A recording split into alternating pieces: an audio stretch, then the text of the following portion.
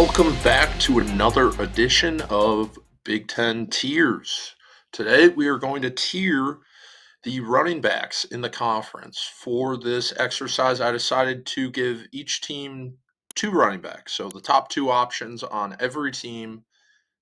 That means there are 36 running backs we're going to look at, and we're going to tier them periodically from how I think they are going to perform in 2025. So, the tiers we got here, we got the elite tier, the good starters. Um, the one of Iowa's running backs are running for 1,000 plus yards. I think you can guess who would be in that tier. Number twos who would start on other teams, experienced starters, young wild cards, transfer portal wild cards, meh, and question marks. So, I think the question that anyone watching this video is wondering, where is Darius Taylor, the Gophers' star returning running back? How does he stack up in the conference? I personally think he's the best running back in the conference. If you think otherwise, I don't think it's that insane by any means. There are a lot of good running backs. I think the only ones you really can argue for would be one of Penn State's duos, Katron Allen or Nick Singleton. Tulane transfer Mekhi Hughes, who's now at Oregon. I personally think those would be the only three that I could legitimately hear an argument for. If you said anyone else, I would think that's a little much, to be honest. And if you think this is homerism, oh, you're ranking Darius Taylor first just because he's in Minnesota. I'm also confident he'll be the best pro running back on this list. I think he has the full package. Last year we saw he can catch out of the backfield, and he's in this elite tier. These are guys I think that can take over a game from the running back position, and you have to be a really special talent to do that. And I think there are only four guys in this conference that can do that, and I think Taylor has the highest ceiling. I think he has the clearest path to having 1,500 plus yards from scrimmage out of any running back on this list, which puts him at number one for me.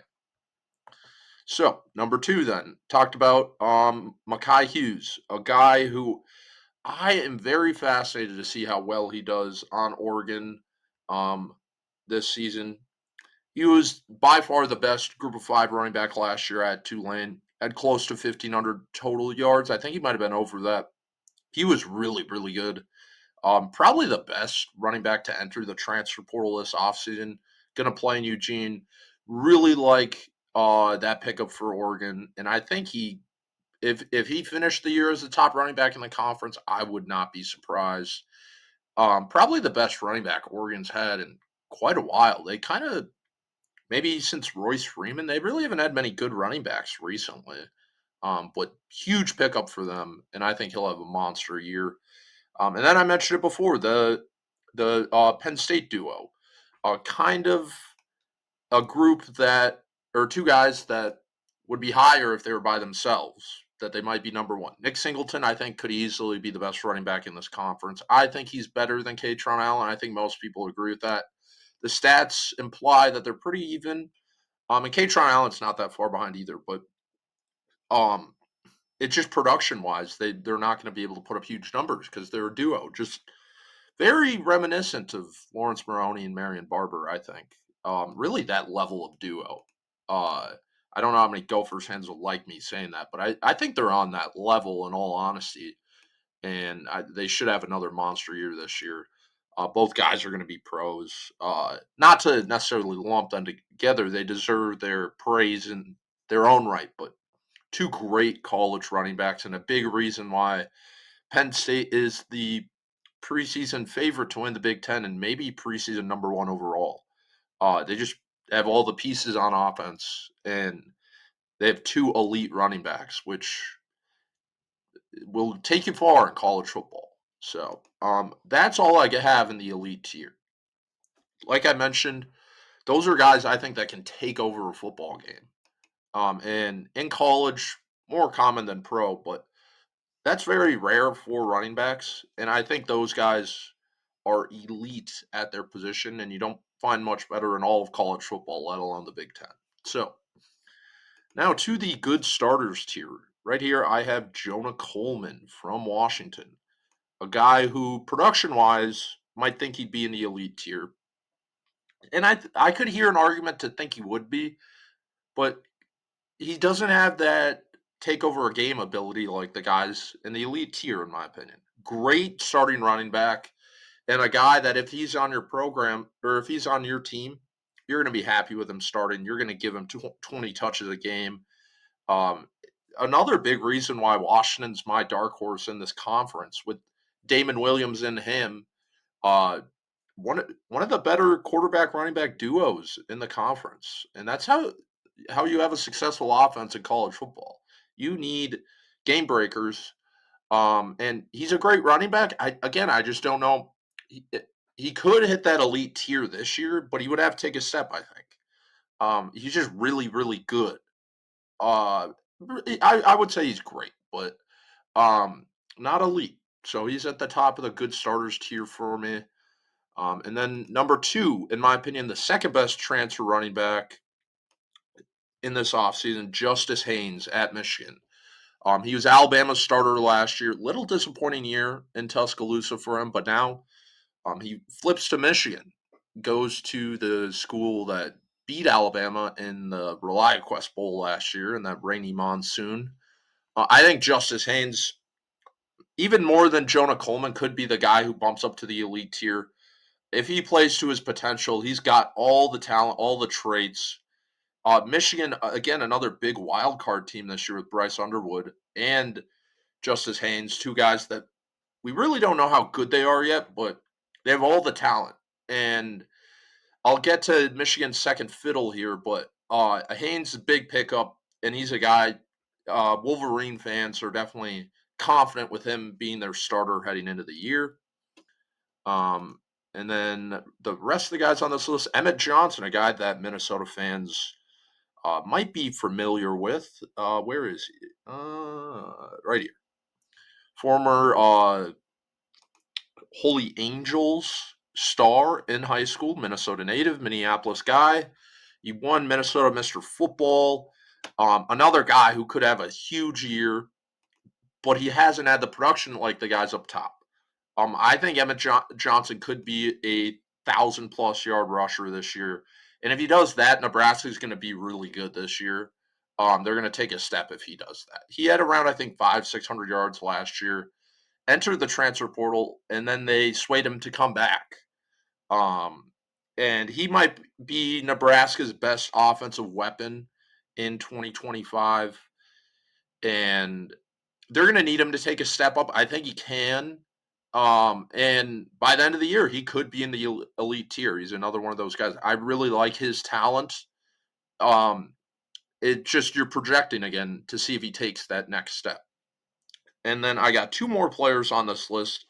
Another guy that you're projecting here, James Peoples from Ohio State, right here. Here he is.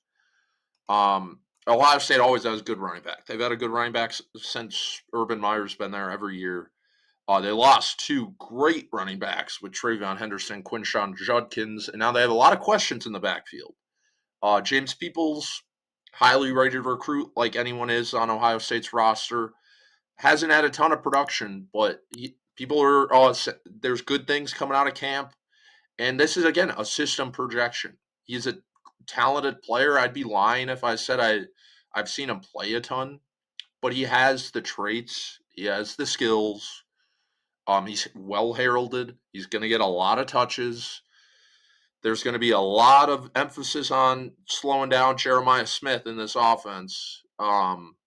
Julian Sain, young quarterback. They're going to want to rely on the running game a little bit. So he's going to get the opportunities, but he has to prove it. So I think Ohio State's confident with him in their backfield, but far from that elite tier. And then the last player on this list is Eli Sanders from USC, another transfer guy. He began his career at Iowa State, went to New Mexico last year, broke out at New Mexico. He's a great group of five running back.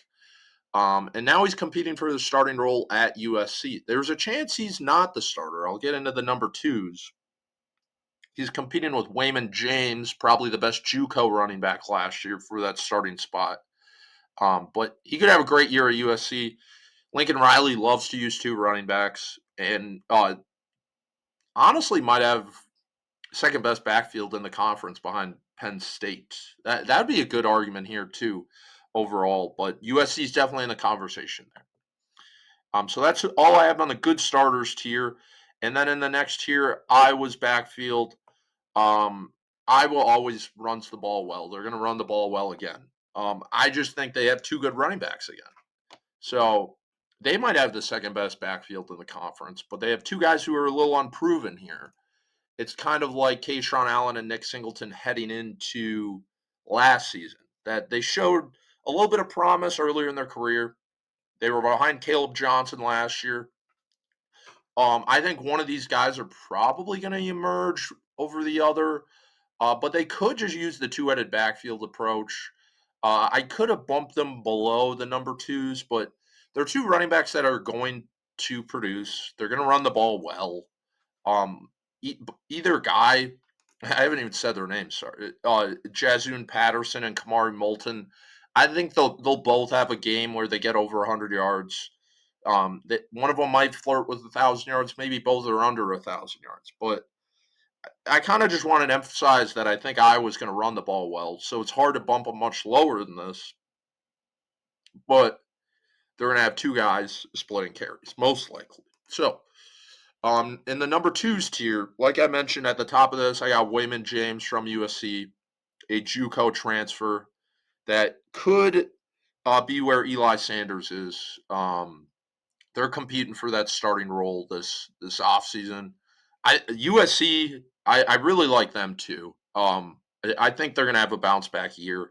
I really like how they built their roster with those two running backs, with Jaden Maeva, with their defense. I think they're realizing that they need to have a different team building strategy in the Big Ten, and with two great running backs. And I think they're going to be a little more run first this year, defensive heavy.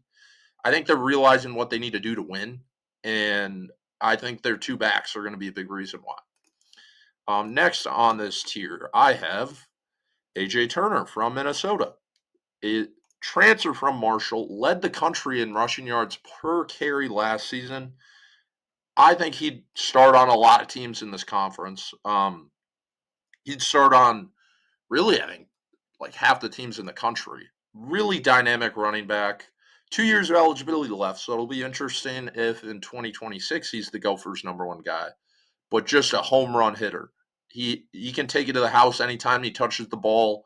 Might not be a volume guy like some guys above him, but he's a great number two option. And if Darius Taylor does, knock on wood, have an injury, I think the Gophers would be totally comfortable giving A.J. Turner around 15, 20 touches a game.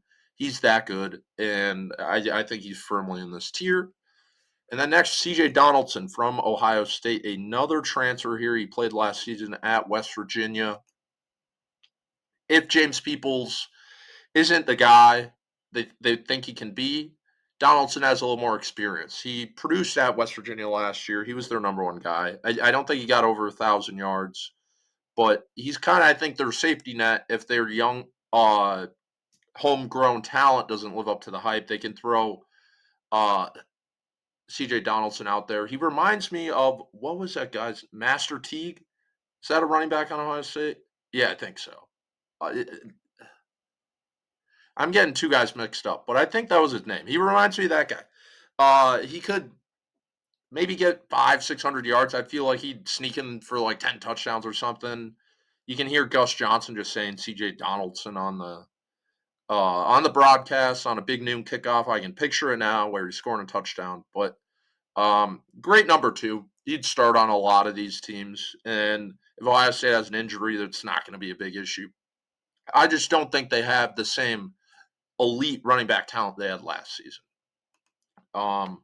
Two more players on this list. Noah Whittington from Oregon began his career at Western Kentucky. More of a third down back here. Good pass catcher.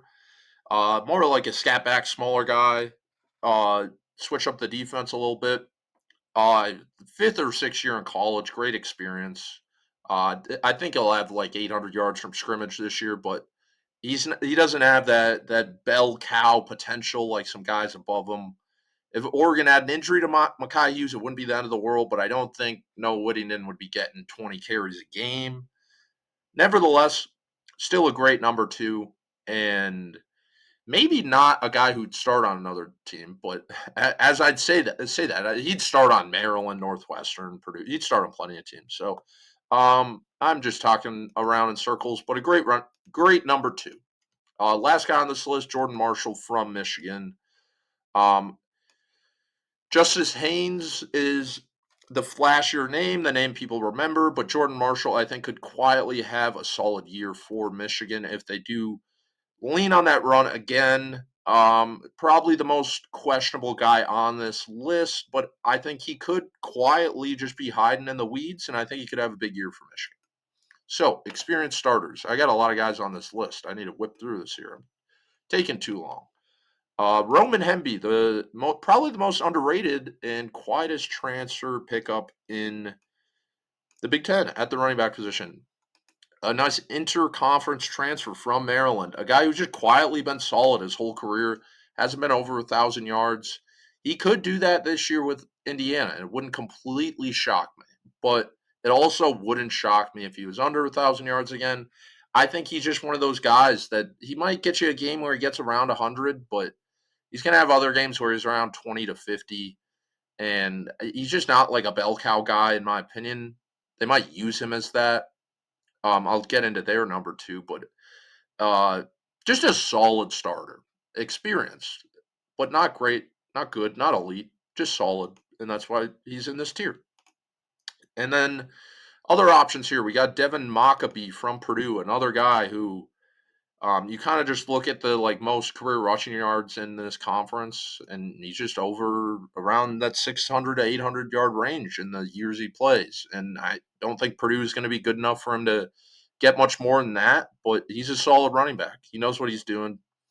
Going to have around that again. Probably going to be Purdue's best offensive player, and which lands him in this tier.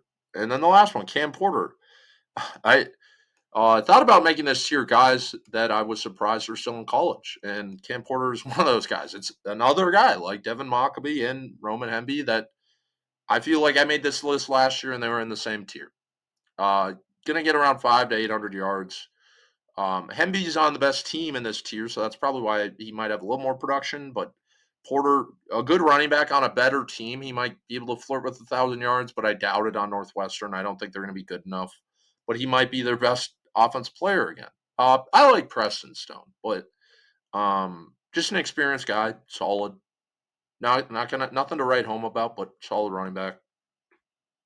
And then the portal wild card or young wild cards here. Got Darian Dupree, one guy I really wanted to put higher on this list. Maybe again the best offensive player on Wisconsin. He's the if Wisconsin does get to 8 wins, it's going to be because of Darian Dupree. He has the talent to be one of those great Wisconsin running backs, but I just don't think Wisconsin's team is good enough for him to produce that highly. I think they're going to be trailing in a lot of games, and Billy Edwards Jr. is going to be sitting back there slinging. Dupree is a redshirt freshman. He played a little bit last year, did really good, saw some good things, and I think he could break out maybe and get around 1,000 yards. I wouldn't be stunned, but that's just a lot of projecting, and it's hard for me to put him much higher than here. And then I got one other guy in this tier, Antoine Raymond from Rutgers. Much similar to Darian Dupree. Rutgers losing Kyle Monungai to the NFL. Antoine Raymond was great in their bowl game. He had over 100 yards. Rutgers brought in a transfer, but Raymond's the homegrown guy. And by the end of the year, if he establishes himself as that number one option, I think he could have a lot of momentum heading into next year as one of the top running backs in this class. But again, that's a lot of projected. He's a wild card. Could do very well, but if he's around like 500 yards, I wouldn't be like, oh, I didn't see that coming. So that's why he's the final guy in this tier. And then I talked about it earlier, but the portal wild cards. I think the number one portal wild card here is Anthony Woods from UCLA. He began his career at Idaho, had over 1,000 yards at Idaho, transferred to Utah last year, did not play at all last year. So he's kind of quietly now at UCLA. And UCLA is quietly, they're hiding in the bushes. People are like, oh, Nico Maliava, he stinks, wants too much money. Deshaun Foster, oh, he stinks, not a good coach. I think they could quietly be sneaky this year. And I think Anthony Woods could quietly be their starting running back. A lot of people are like, ooh, Jalen Berger, a guy people remember. Former Wisconsin guy who's supposed to replace Jonathan Taylor. He's another guy. I can't believe he's still in college. But Anthony Woods is sneaky. Keep an eye on him. And then two more guys in this tier. You got Elijah Tolliver from Sacramento State, now at Michigan State. Had over 1,000 yards in the FCS level. Another one of those guys, productive at a lower level, but the Big Ten's a different beast. Maybe he keeps that production going. Maybe he doesn't, which makes him a portal wild card. And then the last guy in this list, C.J. Campbell, FAU to Rutgers transfer. I talked about Antoine Raymond. C.J. Campbell had over 1,000 yards from scrimmage last year at FAU. I think he could get beat out by Antoine Raymond. He also could earn the starting role, and Rutgers could be another 6-6, 7-5 team, and he could get 900 yards. So that's what puts him firmly in the wild card tier. And then wrapping this up here in the meh tier, one backfield I have a lot of questions about is Illinois. They lost Josh McCray to Georgia in the offseason in the transfer portal. And people are projecting a lot. They're going to be like, oh, Illinois is great. Illinois is great. I don't really like their backfield. They're a run first team. They had Chase Brown 2 years ago. They had Josh McCray last year. I think their running backs have a lot of questions. And Caden Fagan, top of that list, he's okay, but he doesn't really move the needle for me, and neither does Aiden Laffrey, their other running back. So that's why they're both in this tier. And for a team that people are projecting to be top fourth of the conference and maybe a dark horse contender, they don't. Their running backs don't do it for me, and their quarterback doesn't really do it for me either. They have a lot of talent. I just feel like they're kind of that team that everyone's like, oh, they went 9-3 last year. They return a lot of talent, but I'm like, okay, what's his face? Brett Bielema. I was blanking on his name. He's a good head coach. Whether you like him or not, he's a good head coach. It just I feel like they're more 7-5, 8-4 than this like dark horse 10-2 people are talking about. So I think a big reason why is the running back. So another guy on this list, Cade Yakimelli at Wisconsin, just screams Wisconsin running back, solid number two. He's gonna have like 300-400 yards, maybe. Maybe he has a random game where he goes off, but not moving the needle for me. Next guy on this list, Jalen Berger. I mentioned him earlier. Guy who was at Wisconsin, then Michigan State, now UCLA. Was supposed to be a big talent. I just feel like he's now just stuck in college. One of those guys probably overstayed his welcome at the college level. Kind of like Yakimelli, might have a game or two where he does well, but not moving the needle for me. Last guy in this list, Kalen Black. James Madison transfer heading into his second year at Indiana. Solid player, not really moving the needle for me. Why he's in the meh tier. And then lastly, all the question marks. These are guys that really haven't had a whole lot of production, that are number twos on some teams. And there's one team I haven't even mentioned anyone yet, and that is Maryland. I think they have the worst backfield in the conference by a fairly wide margin. But first, I got Adam Muhammad from Washington, then Brandon Toulis from Michigan State, then Joseph Hamon II from Northwestern, Quentin Ives from Nebraska, one guy maybe I'm overlooking a little bit, and he could be a solid number 2. He would be one guy in this list that I might be overlooking. And then I have Nolan Ray from Maryland, DeJuan Williams from Maryland, and lastly, Malachi Thomas, a Virginia Tech transfer at Purdue. So that is where we're looking for this list. A lot of good running back talent in this conference. It's just making this list got me excited for football. But I think Darius Taylor's at the top. I think the Gophers have a great backfield heading into the year. I think the Big Ten's going to have another big year. And that's where I see the running backs. Make sure to subscribe to Bring Me the Sports on YouTube so you can see all our Minnesota sports coverage. Make sure to like the video. Helps us get found a little bit better.